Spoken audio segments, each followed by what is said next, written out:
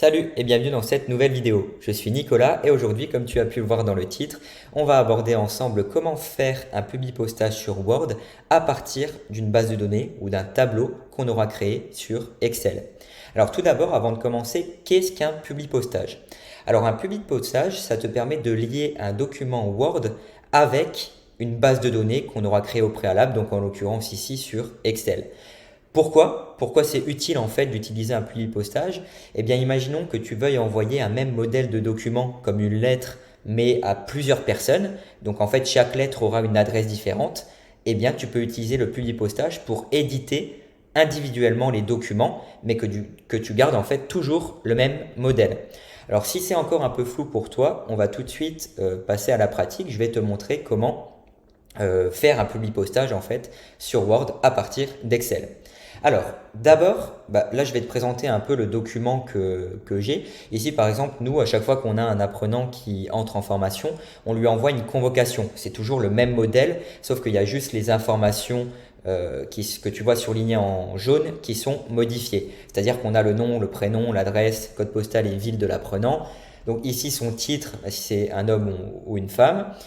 Et formation, en fait, c'est la formation qui va suivre. Alors là, c'est vraiment un modèle rapide, hein, mais sinon on pourrait rajouter d'autres informations comme la date de début de formation, la durée, tout un tas d'autres choses. Bon, là on va faire simple. Donc ici, tout ce que tu vois en jaune, eh bien c'est tout simplement les données que tu vas aller chercher dans ta base de données sur Excel. Donc moi je l'ai déjà saisi, ma base de données sur Excel, donc je vais te montrer, hop, juste ici sur Excel. Donc voilà, ça ressemble à ça. Donc tu as le titre de la personne, nom, prénom, adresse, code postal, ville et formation. Et donc à partir de ce tableau-là, en fait, je vais aller chercher les données de ce tableau-là pour les mettre dans Word et pour éditer justement individuellement les documents ensuite. Alors, ça, je peux laisser ça de côté. J'enregistre bien mon fichier. Je retourne maintenant sur Word.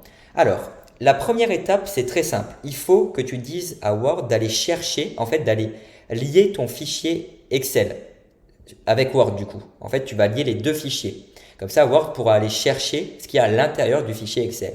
Donc, tu vas aller dans Publi Postage, juste au-dessus ici, et tu vas aller dans Sélectionner des destinataires, et tu vas cliquer sur Utiliser une liste existante. Pourquoi? Eh bien, tout simplement parce que cette liste, tu l'as déjà créée, elle est déjà disponible sur un fichier Excel. Tu cliques juste ici, et là, donc moi, je vais aller dans mon bureau parce que ma liste, elle est juste ici. Tu cliques du coup euh, sur ton document là où tu as toutes tes informations, document Excel, ouvrir. Là, si tu as un message qui s'affiche, tu mets oui, c'est juste pour autoriser l'accès à ton fichier. Donc là, alors là, si tu veux, si tu as un fichier Excel avec plusieurs feuilles de calcul, c'est là qu'il te demande de sélectionner la feuille que tu souhaites, à laquelle tu souhaites accéder. Et donc, tu cliques ici, tu fais OK. Et donc là, notre fichier Excel est lié à notre fichier Word. Et donc maintenant, tu as juste à insérer les champs que tu souhaites. Alors les champs, c'est quoi? Donc par exemple ici, moi je vais supprimer mon nom, prénom en jaune ici. Et regarde, je vais aller juste ici dans Insérer un champ de fusion. Et là, moi je veux mon nom. Alors là, je ne vais pas oublier de mettre un petit espace, tu sais, moi, je travaille souvent avec ce petit outil ici pour afficher tous les caractères invisibles. Ça me permet en fait de voir où j'en suis. Parce que là, si je mets un espace, je ne le vois pas forcément à l'œil nu, tu vois. Alors que si je travaille ici avec ça, cette fonctionnalité, elle te permet de voir tous les caractères invisibles. Donc là, j'ai mis un espace. Je retourne dans mon publipostage, insérer un champ de fusion, prénom. Pareil, donc ici, je vais supprimer adresse, insérer un champ de fusion, adresse. Et là, code postal et ville, pareil, je supprime, insérer un champ de fusion, code postal, je mets un espace et je mets la ville directement.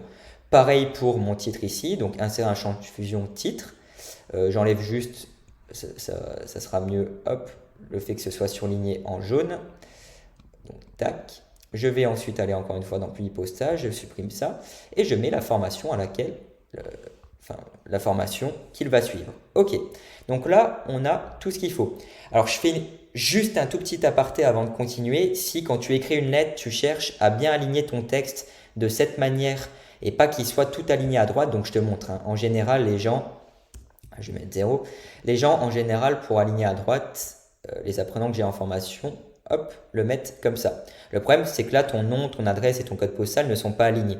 Donc, si tu veux vraiment bien que ce soit un peu sur la droite, mais que le nom, l'adresse et le code postal restent alignés, tu vas dans mise en page et tu gères ton retrait ici. Moi, généralement, je mets 10 cm. Après, ça dépend si tu es sur Windows.